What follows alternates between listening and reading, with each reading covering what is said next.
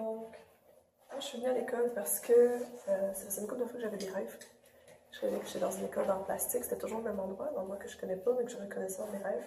Puis à chaque fois, je me réveillais avec un genre de pulsion, faut que je retourne en art, faut que je retourne en art, faut que je retourne en art. J'avais déjà été en art au cégep quand j'étais plus jeune. Puis, je suis tombée par hasard sur l'école, par Internet, École des Beaux-Arts de Montréal. Mes grands-parents avaient fait ça à leur époque, à l'ancienne école. Et puis, je suis venue ici pour la première fois, j'ai rencontré Nicolas, et puis le plan de cours me plaisait. Puis, dès le premier cours, j'ai vraiment trippé, là, parce qu'il ne nous donnait pas tout comment faire. Fait qu'à chaque fois, il y avait comme une expérimentation, puis une problématique, puis c'était excitant de la résoudre au fur et à mesure. Puis, je fais la peinture et le dessin. Donc, on alterne à peu près un projet en peinture, un projet en dessin.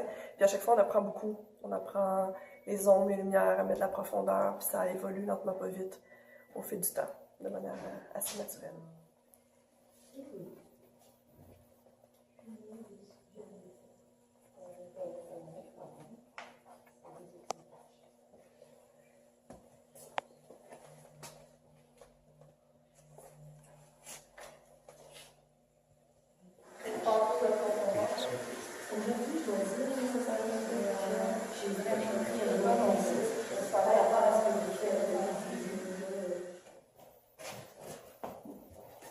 Donc ça, c'était un exercice où est-ce qu'il fallait trouver le contraste.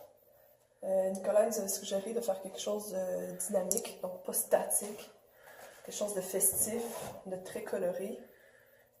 Puis il avait dit idéalement de ne pas faire des portraits, mais vu que ça c'est une photo que j'avais prise de ma famille, du côté de mon père, puis vu qu'il était naturel, puis il se regardait tout, il était parti à rire, je me suis dit qu'il y avait du mouvement même si c'était des portraits, il n'y a personne qui nous regarde. Puis, je sais pas si je dois faire un effet de soleil, mais c'était une journée qui était très ensoleillée, fait qu'il y avait vraiment comme beaucoup de lumière, fait qu'ils ont tous les yeux un peu plissés, tu sais, du mouvement dans les visages, en plus des rires. Et puis, donc qu'est-ce qu'il faut faire, c'est qu'il faut essayer de trouver, pas nécessairement la couleur parfaitement complémentaire, mais vraiment des couleurs, une par rapport à l'autre, qui vont créer des contrastes.